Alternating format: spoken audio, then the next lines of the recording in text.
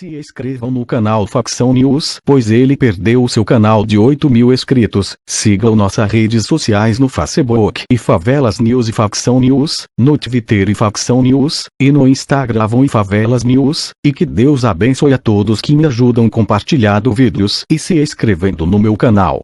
Chefe do PCC teve a cabeça mergulhada em um tambor d'água e respondeu que queria para acabar com os ataques de 2006. A visita de Dia das Mães ainda menino, o bandido do futuro era viciado em cheirar cola. Assim, ganhou o apelido de Marcola, mistura de Marco e cola. Capitalizou a força estagnada nos presídios, onde antigamente o poder era inútil, transformando-a em comando interno e externo, dentro e fora, conquistando o status inquestionável de inimigo público número 1. Este é Marco Williams Erbas Camacho, o poderoso chefe do primeiro comando da capital, palavras cujas letras iniciais, PCC, usadas por toda parte, representam a 13ª e a terceira letras do alfabeto. Bem antes de Bolsonaro, Marcola tornou-se mito. Há muitos exageros sobre ele e a facção criminosa. A polícia, para valorizar seus peixes, incorpora ao bando até ladrões de galinha e traficantes pés de chinelo. Vagabundos inexpressivos dizem que pertencem ao PCC para se valorizar. Negativo. Por isso, você vai ler aqui somente coisas que você nunca leu em lugar nenhum. Primeiro, o próprio Marcola. Prisioneiro em trânsito no ano de 2006, estava em São Paulo para ser interrogado em processos criminais, quando aconteceram ataques incendiários, tiros a esmo e impiedosa matança desenfreada. Pânico na cidade. São Paulo sob terror. Há quem resista a usar a palavra terrorismo para classificar tais atos. Mas atentados indiscriminados contra civis significa exatamente isso, e nosso assunto aqui não é de ordem semântica. É mais, muito mais. Prisioneiro recolhido provisoriamente no DEIC, foi levado algemado à sala do então diretor Godofredo Bittencourt, tão severo em seus métodos que era conhecido na polícia como Fudêncio. Na sala, foi colocado um tambor cheio d'água. Ali, 2 tiras encorpados o mergulharam por 3 vezes. Marcola quase perdeu o fôlego. Depois, Fudêncio mandou vir uma comidinha melhor para amansar a fera. Mal e bom. Então, como se estivesse no mais solene dos momentos, falou como diplomata, não numa sala do DEIC, mas num gabinete do Itamaraty. Olhou fixamente para Marcola e disse: "Estamos frente a frente. Vamos conversar como homem. Você é o chefão dos bandidos e eu sou o chefão da polícia. No respeito, na moral." Bittencourt queria saber qual seria a motivação daqueles dias de terror na cidade. Marcola disse que o clã da bandidagem estava em regime disciplinar diferenciado, muito severo, e as visitas do domingo seguinte haviam sido suspensas.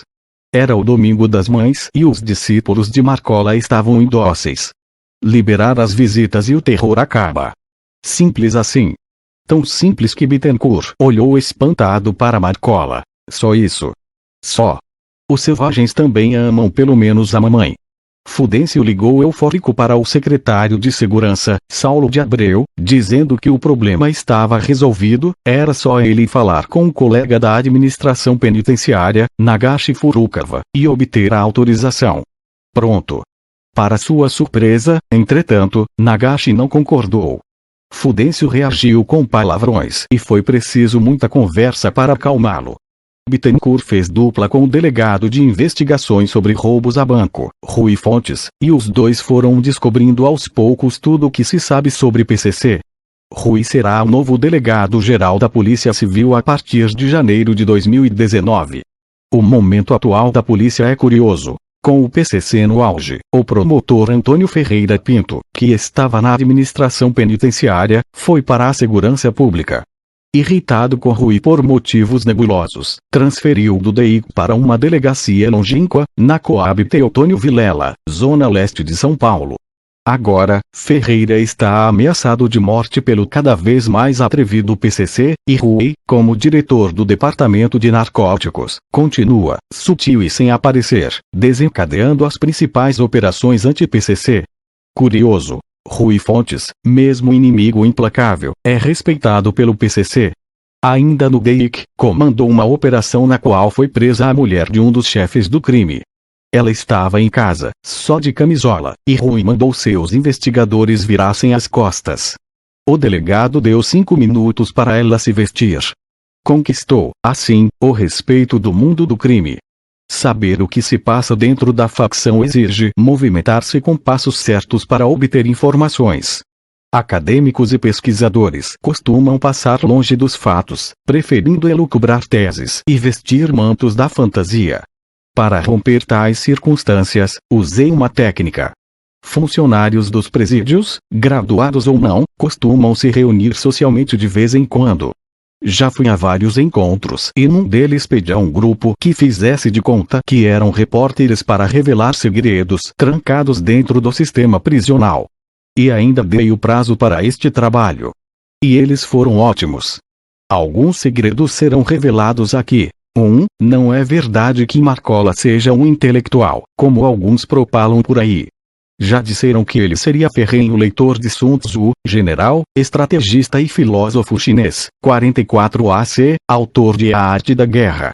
O livro, curto, trata de planejamentos, estratégias e lideranças e também de negócios, vivência e disciplina. Em tese, tudo muito a ver com PCC, mas não foi em Sun Tzu que Marcola buscou inspiração. Descobriu que Marcola costuma ler muita coisa que ele escreveu, para dentro e para fora.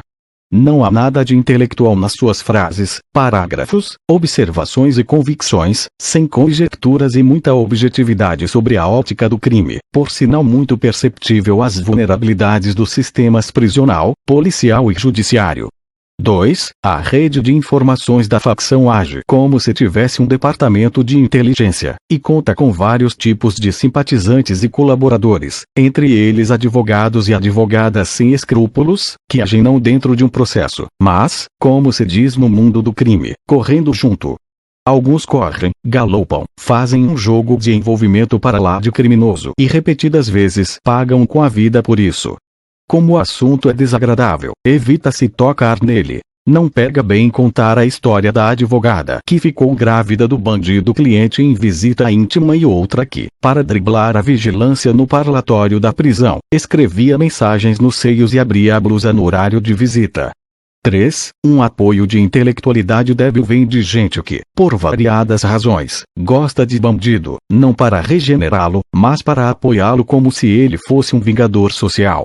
Abomino o pecado, mas amo o pecador, diria Santo Agostinho, em pleno século XIII das trevas. Mas o doutor não é parâmetro para raciocínio sobre crime organizado, repleto de bestialidades e crueldades. Nada de admirável, mas os pretensos intelectuais do crime difundiram um documento chamado Grito dos Oprimidos Encarcerados, no qual chamam-se de oprimidos e admitem que nessa condição, sem expectativa, tornam-se animais irracionais. Sempre provam isso, por sinal. Óbvio na leitura do texto que os autores não são presos, nele podem ser identificados alguns rabulas com a pretensão e gerar fascínio com uma visão do crime que chega a ser erotizada. Aqui está resumido não o que eu gostaria que fosse, mas é.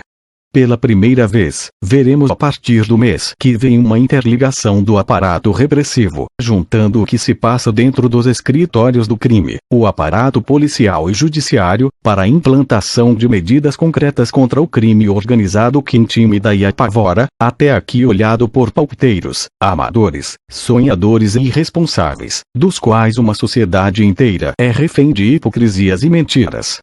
Aliás, deu muito trabalho descobrir e escrever sobre o que você acaba de ler e ninguém diz.